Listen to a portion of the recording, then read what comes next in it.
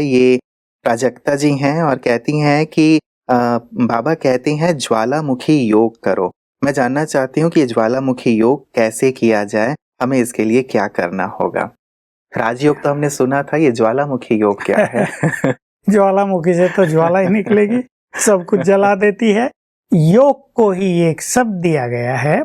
जब योग में मनुष्य की बुद्धि संपूर्ण रूप से एकाग्र हो जाती है, परमात्म स्वरूप के अलावा जब उसे कुछ नहीं दिखाई देता, तब परमात्मा की शक्तियां उसमें प्रवेश करके उसके विकर्मों को और विकारों को नष्ट करने लगती हैं। यानी ये योग एक अग्नि बन जाती है, जिस अग्नि से विकर्म और विकार नष्ट हो जाते हैं। इसलिए इस योग को ज्वाला स्वरूप योग कहा गया है।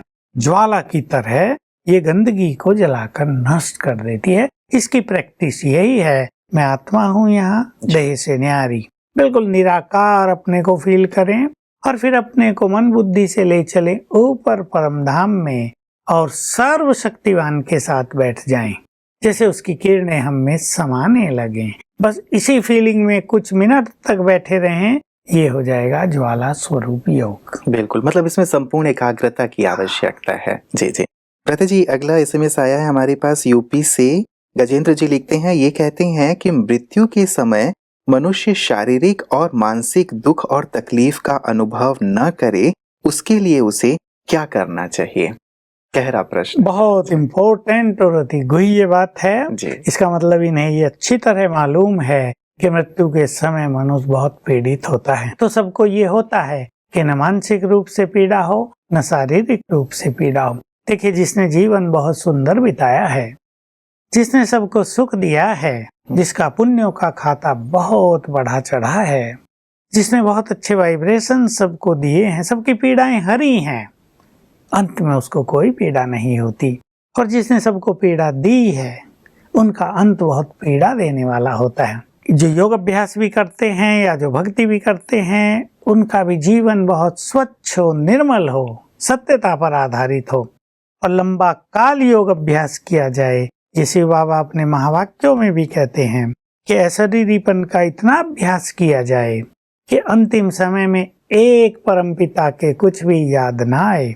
चारों ओर से अपने को इतना डिटैच कर लिया जाए कि कोई भी बंधन हमको अपनी ओर आकर्षित न करे। उस टाइम क्या होता है, मनुष्य तो अनकॉन्शियस जैसा रहता है, अब उसे याद आता है सब कुछ। उसकी जो इनर कॉन्शियंस कहते हैं इसे, आंतरिक जो उसकी बौद्धिक शक्ति है वो एकदम क्लीन हो जाती है और जो कुछ उसने किया है वो सब याद आने लगता है फिल्म की तरह, और वो पीड़ा पहुंचाने लगता है। क्योंकि जब मनुष्य करता है तब तो वो ईगो में होता है, मैं बहुत अच्छा किया, लेकिन उस टाइम उसको रियलाइज होने लगता है ये कितना बुरा था, तुमने उसके साथ इतना बुरा किया, तुमने उसका सुख छीना, तुमने उसका धन हड़प लिया था, तुमने उसका मर्डर किया, तुमने उस पर झूठा केस किया, तुमने उसको फंसा दिया झूठे केस में। ये याद आता है और वो पनिशमेंट होती है, वो एक एक मिनट की पनिशमेंट लंबा काल की पनिशमेंट। मतलब याद आना ही पनिशमेंट है भ्राता जी? ये याद आता है और भगवान पनिश करते हैं? नहीं, भगवान को पनिश करने की जरूरत नहीं होती है, ऑटोमेटिक होता है। उसका मन बहुत पीड़ित होता है, उसकी पीड़ा उसकी देह से भी दिखाई देती है। अगर कोई उसको बीमारी है तो मन की पीड़ा उस बीमारी के माध्यम से दृष्टिगोचर होने लगती है, श्वास रुकने लगता है, देखने वालों को लगता है कि ये व्यक्ति इस टाइम बहुत कष्ट भोग रहा है। तो एक तो मनुष्य को पूरा जीवन पुण्य कर्म करने चाहिए। ये नहीं भाई अंत में कर लेंगे, काशी में चले जाएंगे, हरिद्वार में जाके बैठ जाएंगे, कर लो पाप, 900 चूहे खाए बिल्ली हज को चली, ऐसे काम नहीं चलेगा। पुण्यों का खाता मनुष्य को बढ़ाते ही चलना चाहिए, क्योंकि अंतिम मोमेंट ऐसे होते हैं जिसमें मनुष्य का अपने पर भी कोई कंट्रोल नहीं रहता। जो नेचुरल उसने जो किया है ना, वो नेचुरल उसके सामने आएगा, वो उसको बहुत पीड़ित करेगा। तो ये सब अभ्यास करेंगे अंत सुहाना होगा, सुहेला होगा। दादा जी, हमारे पास एक अगला एसएमएस जो आया है, इसे प्रिया जी ने भेजा है। ये कहती हैं कि मेरा नाम प्रिया सिंह है और मेरी समस्या ये है कि जब कोई मुझसे गलत बात करता है या अच्छे मैनर से बात नहीं करता तो मुझे सामने वाले पे बहुत गुस्सा आता है। मैं इसे कैसे ठीक करूं, कृपया बताएं। वैसे लाजमी है कोई सामने वाला व्यक्ति यदि ठीक से व्यवहार ना करे तो गुस्सा तो आ ही जाता है।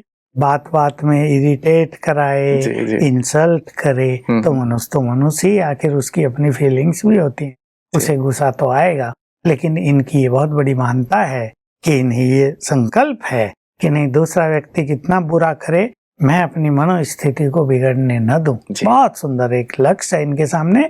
उस टाइम ये उसे आत्मा देखा करे और ये संकल्प करे, इस टाइम ये आत्मा परवश है, लेकिन मैं तो महान हूँ।